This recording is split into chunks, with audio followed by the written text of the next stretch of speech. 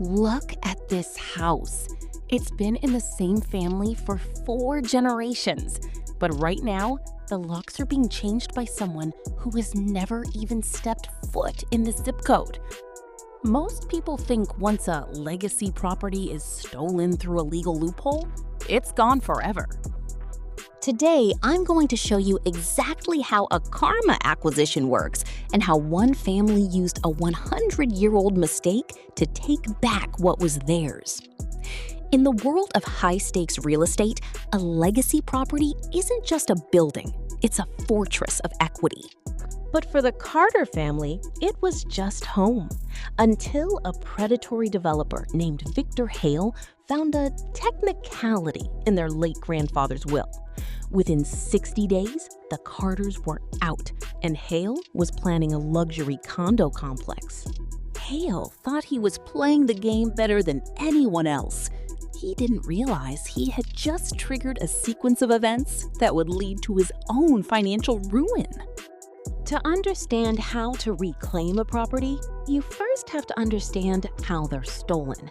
Hale didn't use a crowbar. He used a quiet title action. He found a gap in the recording of the 1924 deed and argued the Carters didn't actually own the western half of their own living room. The court, bound by dry paperwork, had to agree. It was a legal heist. But here is the thing about people like Hale. They focus so much on the how that they forget the who. The Carters weren't just homeowners. They were the town's unofficial historians. And while Hale was busy celebrating his win, the Carters were headed to the basement of the county archives. This is where the karma acquisition begins. While Hale was filing permits, Elena Carter found a map from 1892. It turns out the very technicality Hale used to steal the land was based on a surveying error that actually placed a public utility easement directly through the center of his planned lobby. But Elena didn't call the police. She didn't even call a lawyer. Not yet. On YouTube, we talk a lot about satisfaction signals, that feeling when a story pays off perfectly. Elena was setting up the ultimate satisfaction signal. She waited until Hale had spent $5 million on the foundation before she made her move. Hale's construction crews were on site at 6 a.m. every day. The noise was a constant reminder of what the Carters had lost. But pacing is everything.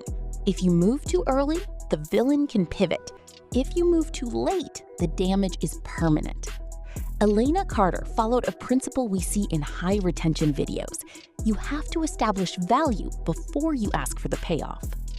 She let Hale increase the value of the land by installing the expensive infrastructure. Then she dropped the 1892 map on the city council's desk during a public hearing. A karma acquisition isn't just about getting the property back.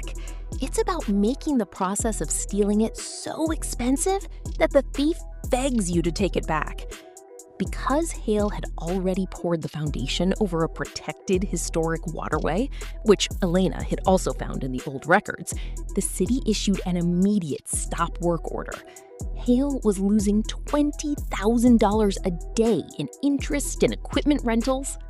He was trapped. He couldn't build, and he couldn't sell a property that had a clouded title and a city-mandated environmental lawsuit attached to it. This is the middle section, where most people lose interest. But for the Carters, this was the rewarding payoff. Hale's lawyers reached out. They offered to buy the Carters' silence regarding the waterway. Elena's response? I don't want your money. I want the deed. Hale laughed. He thought he could outweight them, but he forgot about the session continuation of a community. The entire neighborhood, led by Elena, started a social media campaign. They didn't just target Hale, they targeted his investors. When you're running a faceless channel or a faceless legal battle, your voice is your only weapon. The Carters used the local news to highlight Hale's inauthentic business practices. They showed that Hale hadn't just targeted them, but had a pattern of using AI-generated research to find weak deeds in low-income areas. This turned a private legal battle into a public relations nightmare. Hale's stock price began to dip. His bank, sensing a satisfaction-weighted disaster, pulled his line of credit. The end was swift. Hale was facing bankruptcy. The property he stole for free was now a $5 million liability. The Carters offered him a way out, a deed in lieu of foreclosure. They would take the property, foundation and all, and in exchange, they would drop the environmental lawsuits that were preventing Hale from saving his other projects. It was the ultimate karma acquisition. Hale signed the papers in a room he used to own, using a pen he probably charged to the project's account. So what does this teach us about legacy property? First, the algorithm of justice, much like the YouTube algorithm, evaluates individual actions.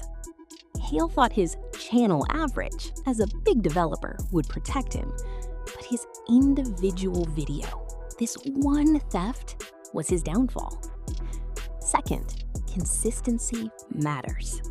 The Carters stayed in the fight for 2 years. They didn't post a flop and quit. They iterated their strategy until they hit a viral legal breakthrough.